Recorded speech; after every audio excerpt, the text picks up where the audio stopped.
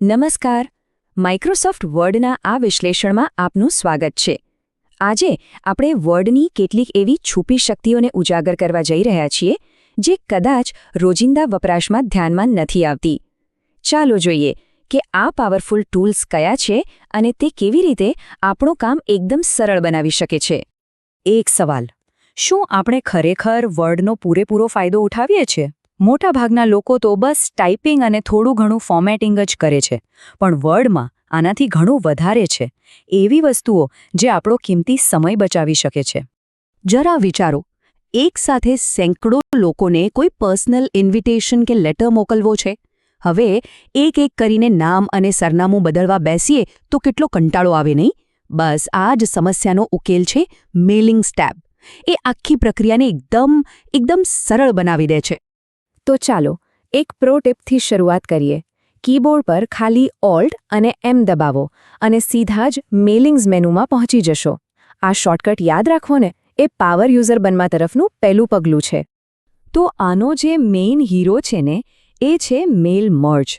એને તમે પત્રો માટેની એક ડિજિટલ એસેમ્બલી લાઇન સમજી લો. બસ એક માસ્ટર લેટર તૈયાર કરો, એડ્રેસની લિસ્ટ અટેચ કરો અને પછી જુઓ કમાલ, વર્ડ જાતે જ દરેક માટે અલગ પર્સનલાઇઝ્ડ લેટર્સ તૈયાર કરી દેશે. છે ને જોરદાર? અને આ પ્રોસેસ છે ને એકદમ સહેલી છે. ખાલી આ 6 સ્ટેપ્સ ફોલો કરવાના. પહેલા ડોક્યુમેન્ટ શરૂ કરો, પછી કોને મોકલવું છે એ લોકો પસંદ કરો, એમની એડ્રેસ લિસ્ટ બનાવો, પત્રમાં નામ સરનામા જેવી જગ્યાઓ ઉમેરો, એકવાર ચેક કરી લો બધું બરાબર છે કે નહીં, અને છેલ્લે મર્જ કરી દો. બસ થઈ ગયું કામ. અને વાત અહીં પત્રો પર પૂરી નથી થતી. જો સીધા પરબીડિયા એટલે કે એન્વેલપ પર જ સરનામું છાપવું હોય તો એન્વેલપ્સ ફીચર બહુ કામનું છે. આનાથી કામ એકદમ પ્રોફેશનલ અને ચોખ્ખું લાગે. એ જ રીતે લેબલ્સ ફીચરનો ઉપયોગ કરીને રિટર્ન એડ્રેસ માટે સ્ટીકરોની આખી શીટ પ્રિન્ટ કરી શકાય છે, અથવા ફાઇલોને ઓર્ગનાઇઝ કરવા માટે પણ લેબલ્સ બનાવી શકાય છે. ભલે નાનું ટૂલ હોય પણ બહુ જ ઉપયોગી છે. ચાલો હવે બીજા સેક્શન તરફ આગળ વધીએ. માની લો કે પત્ર કે ડોક્યુમેન્ટ લખાઈ ગયું, પણ એમાં કોઈ ભૂલ નથી રહી ગઈ ને, એની ખાતરી કઈ રીતે કરવી? એનો જવાબ છે રિવ્યૂ ટેબ. સમજી લો કે આ તમારી પોતાની પર્સનલ એડિટિંગ ટીમ છે જે હંમેશા મદદ માટે તૈયાર હોય છે.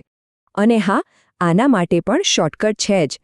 કીબોર્ડ પર Alt+R દબાવતા જ સીધું રિવ્યૂ ટેબ ખુલી જશે. સ્પીડ અને એફિશિયન્સી માટે આખી યાદ રાખવા જેવી છે. વર્ડ ભૂલોને બહુ સ્માર્ટલી પકડી પાડે છે. જો કોઈ શબ્દની નીચે લાલ લાઇન દેખાય તો સમજી લેવાનું કે સ્પેલિંગમાં ગડબડ છે, અને જો લીલી લાઇન દેખાય તો એ ગ્રામર એટલે કે વ્યાકરણની ભૂલ બતાવે છે. કેટલું સિમ્પલ! રિવ્યૂ ટેબ તો જાણે સાધનોનો ખજાનો છે.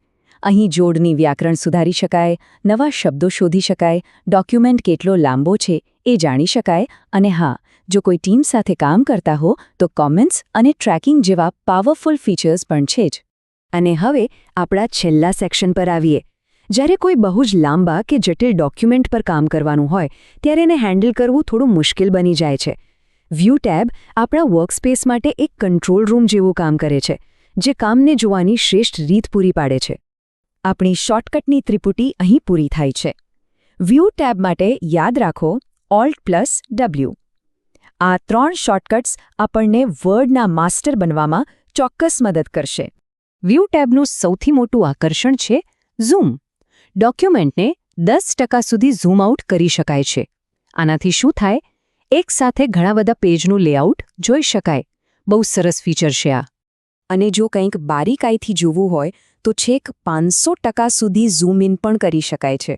કોઈ નાની ડિટેલ સુધારવી હોય તો આ બહુ કામ લાગે છે. અને હા, 100% તો આપણો નોર્મલ સ્ટેન્ડર્ડ વ્યૂ છે, જે લખવા અને વાંચવા માટે સૌથી આરામદાયક છે. આ 3 ઝૂમ લેવલની જાણકારીથી ડોક્યુમેન્ટ પર આપણો પૂરો કંટ્રોલ આવી જાય છે. વ્યૂ ટેબ વિન્ડોઝ મેનેજ કરવામાં પણ મદદ કરે છે.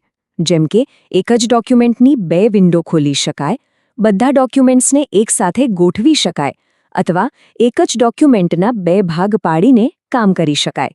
આનાથી મલ્ટીટાસ્કિંગ બહુ જ આસાન થઈ જાય છે. અને છેલ્લે એક જાદુઈ ટૂલ વિશે વાત કરીએ, મેક્રો. જો કોઈ કામ એવું હોય જે વારંવાર કરવું પડતું હોય તો મેક્રો એ કામને રેકોર્ડ કરી શકે છે. પછી બસ એક ક્લિક કરો અને વર્ડ એ કામ જાતે જ કરી દેશે. આનાથી તો સમયની જબરદસ્ત બચત થાય. તો આજે આપણે વર્ડમાં 3 શક્તિશાળી હથિયારો વિશે જાણ્યું. આ ખાલી ફીચર્સ નથી, પણ કામને વધુ સ્માર્ટ અને ઝડપી બનાવવા માટેના ગુપ્ત હથિયારો છે.